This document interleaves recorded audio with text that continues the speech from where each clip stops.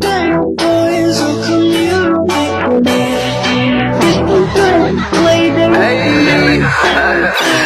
So that chopper with me, so you know I don't like it. That bitch calm me down while I'm smoking up pack. Make that bitch levitate like I'm Captain and Spook. When he go through his door, now that nigga in half. Give a fuck what you saying, I'll fuck her your granny. That bitch giving top to her girl, she a tranny. My clothes are not foreign, I don't follow trends. If a nigga wants static, I'll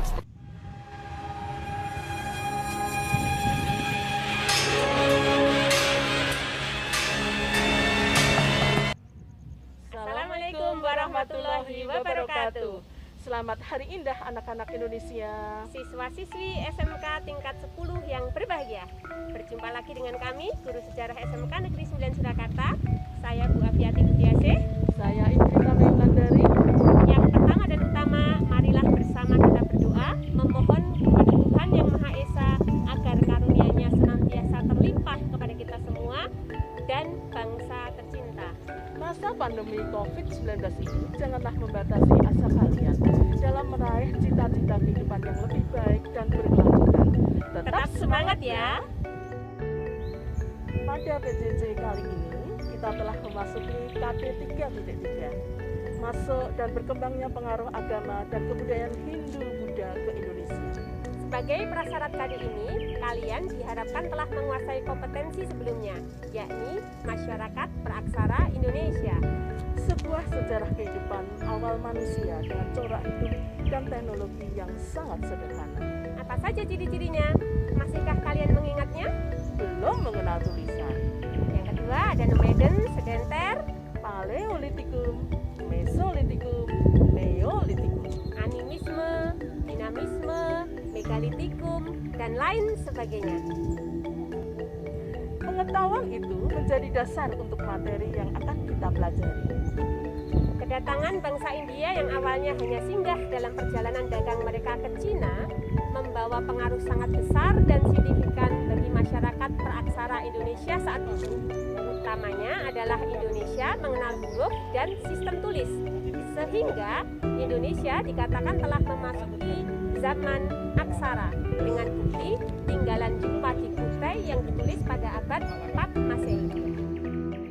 Pengaruh besar selanjutnya adalah berdirinya kerajaan-kerajaan Hindu-Buddha di Indonesia. Di antaranya adalah Kerajaan Kutai, Kerajaan Tarumanegara, Kerajaan Kala, Kerajaan Sriwijaya, dan Kerajaan Majapahit. Dan yang tak kalah monumental adalah bagaimana Bu Rita dan Bu Afi sengaja datang dan melakukan pengambilan gambar di situs sejarah yang menjadi bukti nyata adanya pengaruh Hindu-Buddha dari India. Prambanan, sebuah warisan budaya, bentuk akulturasi antara Hindu-Buddha dan animisme dinamisme yang tidak terbantahkan. Lihatlah, Ada bentuk batu punden berundang di sini. hingga Megalitikum. Fungsinya pengaruh Hindu terlihat dari filsafat pembangunannya dan banyak yang akan kita gali pada materi KD 3.3. Nah, muncul pertanyaan. Adakah teori-teori yang menjelaskan golongan pembawa Hindu-Buddha ke Indonesia? Di mana letak dan bagaimana sistem pemerintahan kerajaan-kerajaan Hindu-Buddha di Indonesia? Dan apa sajakah bentuk-bentuk akulturasi antara kebudayaan Nusantara dengan kebudayaan Hindu-Buddha di India? Marilah kita simak penjelasannya dalam sajian berikut ini. A. Masuk dan berkembangnya Hindu-Buddha ke Indonesia. Perhatikanlah sajian gambar berikut ini. Di sini tampak lambang agama Hindu dan lambang agama Buddha. Peta di sebelahnya menjadi sangat penting karena untuk memahami kedatangan Hindu-Buddha dari India ke Indonesia, kita harus memahami peta. Bagaimana posisi India dan posisi Cina, di mana hubungan dagang keduanya melewati jalur laut, maka melewati dan singgah di Kepulauan Indonesia. Nah, titik-titik singgah itulah nanti akan terjadi interaksi antara penduduk atau pedagang India dengan masyarakat Nusantara. 1. Teori-teori masuknya Hindu-Buddha ke Indonesia. Ada 4 teori mengenai masuknya Hindu-Buddha ke Indonesia. Yang pertama, teori Waisya. Kedua, teori Brahmana. 3. Teori Kesatria.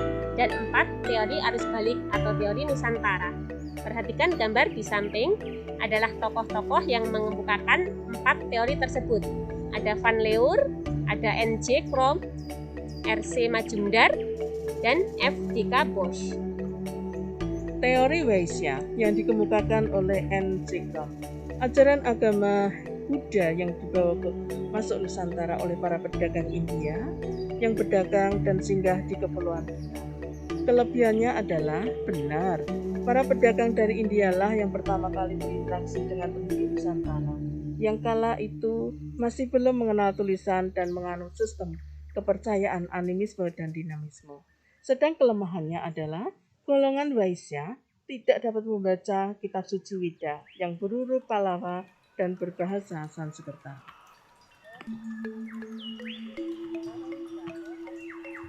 Dua teori Brahmana oleh J.C. Van Leur.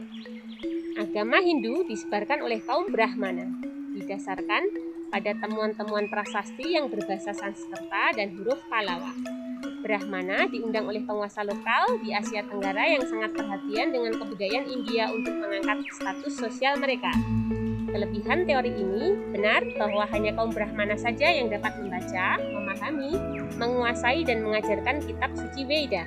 Kelemahannya, kaum Brahmana pantang menyeberangi lautan. Teori yang ketiga adalah teori Kshatriya yang disampaikan oleh M.J. Majumdar dan J.L. Bosch, menyatakan bahwa Hindu-Buddha dibawa masuk Nusantara oleh para Kshatriya atau prajurit India yang mencari daerah baru setelah kehilangan wilayah di kerajaannya. Kelebihannya adalah benar bahwa pengaruh utama dari masuknya Hindu-Buddha dalam bidang pemerintahan adalah muncul dan berkembangnya kerajaan-kerajaan yang bercorak Hindu-Buddha. Kutai, Tarumanegara, Kaleng, Mataram, Majapahit, dan Sriwijaya. Sedang kelemahannya adalah tidak ada penemuan berkaitan dengan adanya ekspansi atau penyerangan berupa tinggalan senjata atau berita penaklukan masyarakat animisme dinamisme Nusantara. Teori keempat adalah teori arus balik. Teori ini disebut juga teori Nusantara, menekankan partisipasi aktif bangsa Indonesia. Teori ini dikemukakan oleh F.D.K. Bosch, menyatakan bahwa orang Indonesia yang sengaja datang ke India untuk berziarah dan belajar agama Hindu-Buddha. Setelah mereka menguasai ajaran Hindu-Buddha, mereka kembali ke Indonesia dan menyebarkan agama tersebut. Kesimpulan, dari pemaparan 4 teori masuknya Hindu-Buddha ke Nusantara, manakah menurutmu yang paling benar? Apakah teori Vaishya? Apakah teori Brahmana? Apakah teori Kshatriya? Ataukah teori arus balik? Silakan menganalisa dan adanya gabungan dari teori-teori tersebut dapat dimungkinkan. Terima kasih.